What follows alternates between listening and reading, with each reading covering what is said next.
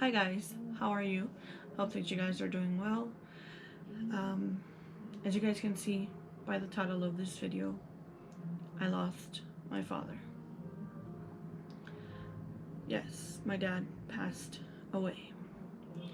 In my channel, I really don't ever talk about them simply because they both live in different places, and I try to enjoy my time with them.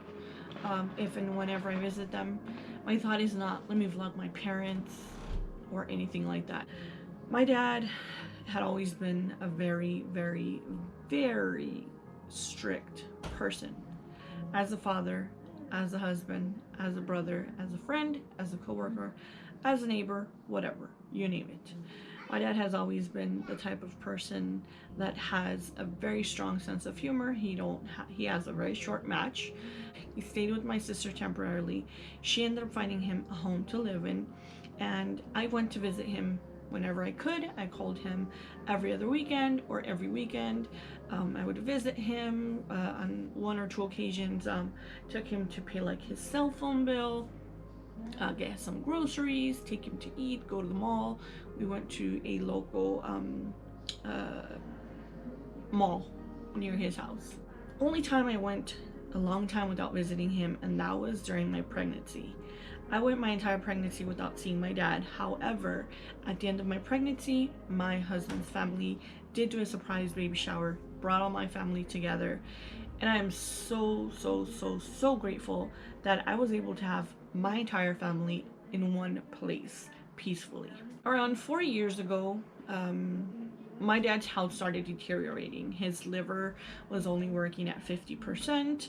He was weak. He wasn't eating too well anymore. You know, he lived by himself, so he would just feed himself whatever he was able to basically feed himself. My sister used to go visit him, go have him, take him to get his groceries, his food, whatnot, yada yada. So he had a few incidents. I think one of them was he passed out at the bus stop. Another one, he passed out at the park. Last incident, he was found unconscious in his apartment after like a day and a half or so. Took him to the hospital, and they tell my sister that he needs complete care 24/7. And like I said just a few minutes ago, my sister works, she has a family. She actually does not have a place to say, I will put my father here and I will take care of him. She has a job. If you live here in Southern California, you know that in order to survive, both husband and wife have to work. They told her, you know, that he had to be at home, and my sister said, you know what, well, I can't have him at my home. Neither can my sisters, because they all have jobs except for me. I'm a stay-at-home mom, and we don't have an extra room to take care of him and the sources that he will need to be taken care of. And so they decided that they would send him to a nursing home, which is where he was.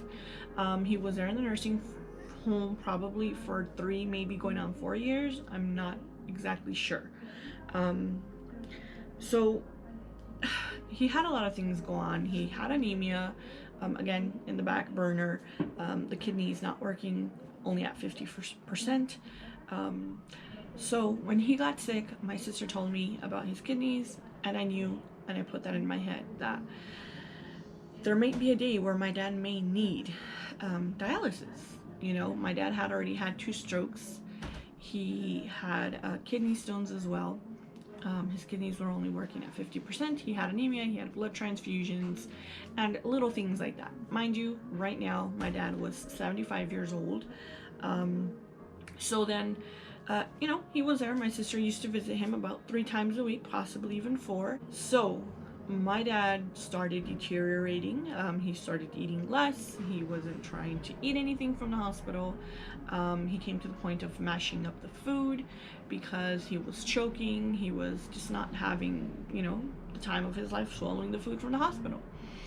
And so my sister started bringing him food, and he started gaining weight because he was kind of fluctuating between low weight and normal weight, whereas in different periods of pictures, if I show you guys, in some pictures he looks thinner, but then Valentina's older and he's chubbier, but then after that it's like he's back to thin again. So his weight started fluctuating. I'm not sure exactly why, but he was a little bit healthier because he was eating more nutritious food. My sister was taking him. Anyways, so this pandemic comes around, and the first thing that came to my mind was my mom and my dad. But she's been okay. My more concern was over my dad, because my dad was in a nursing home, and I knew that this is not what I wanted. I never thought that I would come to live this reality. I never thought that we would live a pandemic, and we are. We are here living a pandemic. I was on my way to my dad's when Kobe Bryant died. I got there, he started crying because it had been some time since I had seen him. Not because I wanted to, but because, if you guys remember my past vlogs, from the end of October to January, my daughter got sick. So as soon as I was able to go, I made myself a weekend. I set aside a date, and I went to visit him. Never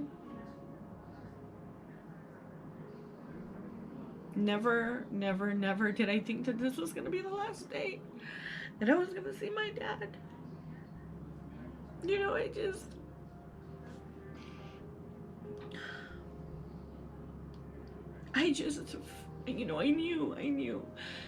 can't see my dad. We can't see him, but he was able to talk to my sister. A couple of times she saw him, probably around the mid-March.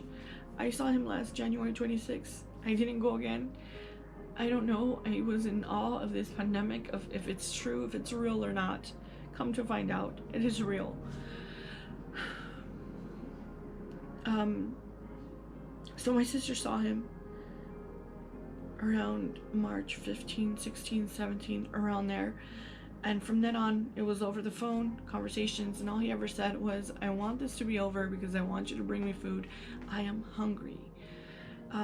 Obviously, he wasn't eating well. He thought my sister abandoned him. He thought we abandoned him. He wasn't eating correctly, nourishing food.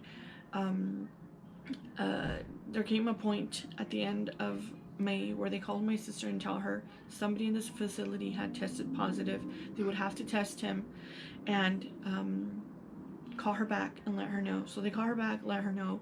3 days later, his test was positive. He had no symptoms, no signs of any symptoms, no fever, no cough, no nothing. But he was positive. He had just gotten the coronavirus.